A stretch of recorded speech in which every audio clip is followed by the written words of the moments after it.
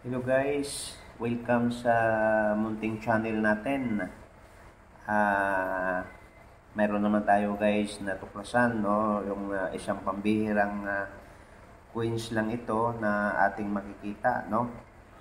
Dahil kaunti lang ang mintage nitong coins na to, mga idol, no. So pag-uusapan naman natin tong coins dito na mayroong larawan ng isang babae na parang nagtatanim siya ng halaman, mga idol. So ang date po niya ay 1990, no? So yan po yung date niya, mga idol.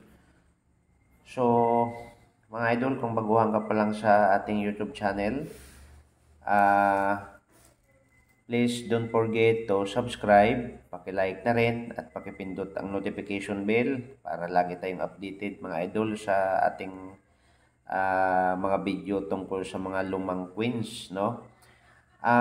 Mga idol, itong queens na to is most expensive 50 queens made in Germany. Ang tawag nitong queens na to, mga idol, ay isang Penig, no? Penig 1990 German Error Queens, no? So from German itong queens na to, mga idol, at error, ano. So kung makikita natin kung paano naging error yan, para ito yung 19, ito yung 9 na parang 0 lang, no, and 0, ito yung 0, no. So napaka-error niya, mga idol, itong queens na to. At ang doong sa likuran po niya ay ating titingnan, mga idol, no, ang likod. Ang kanyang likod, mga idol, ayan. Makikita po natin yan ay, ayan, mga idol, no. So Penig ang tawag dito. Tapos ibang klase ang sulat ng mga idol. Ang kanyang republic dito, mga idol, Bundex Republic, double A, no. So ibang klase ang pagkasulat sa kanilang sa kanilang queens, no. So from Germany ito, mga idol, itong queens na ito, at pambihira ito, mga idol, dahil ang composition niya ay copper, no, copper and nickels. Ang kanyang bigat ay 3.8 grams. Tapos ang diameter niya, mga idol, is 21 millimeter.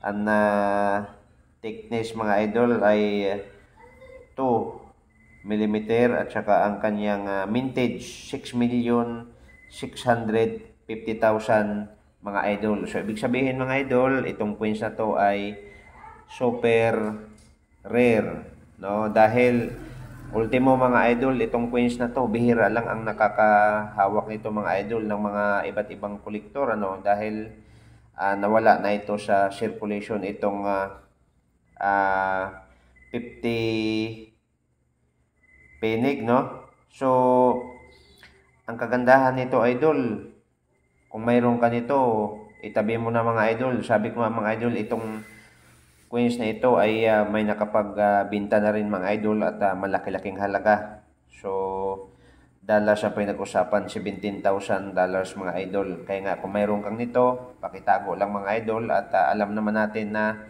bihira lang tayo makakita ng ganitong uri ng coins, lalong-lalo na tayo ay nandito sa Pilipinas. So balik tayo, mga idol, sa likuran. Ayan po yung babae na parang nagtatanim, mga idol. Ayan. So ulitin ko, mga idol, maraming salamat sa lahat ng mga taga-subaybay sa ating YouTube channel, Bagong Pilipinas All Queen TV. So sana huwag kayong magsawa sa pagsuporta, at higit sa lahat, mga idol, at sa lahat ng mga nag-subscribe, lahat ng mga nag-like, shout out sa inyong tanan, at nagpapasalamat tayo sa walang sawang pagsuporta ninyo sa aking YouTube channel. So ibang queens na naman ito, mga idol, ang ating pinapakita sa inyo, at hawak ko ito ngayon. Itong coins na to, na kung saan ay marami sa mga collectors na walang ganito, mga idol. Kasi sa lahat ng mga social media, mga idol, ay bihira lang itong lumalabas, no. So may nakita ako, no, may nakabinta nito, kaya nga ito nga may idol, nailabas ko itong aking coins, no. Maliit lang ito idol, no, parang 10 centavos, no, nung sa sinaunang panahon. So maraming salamat and God bless mga idol.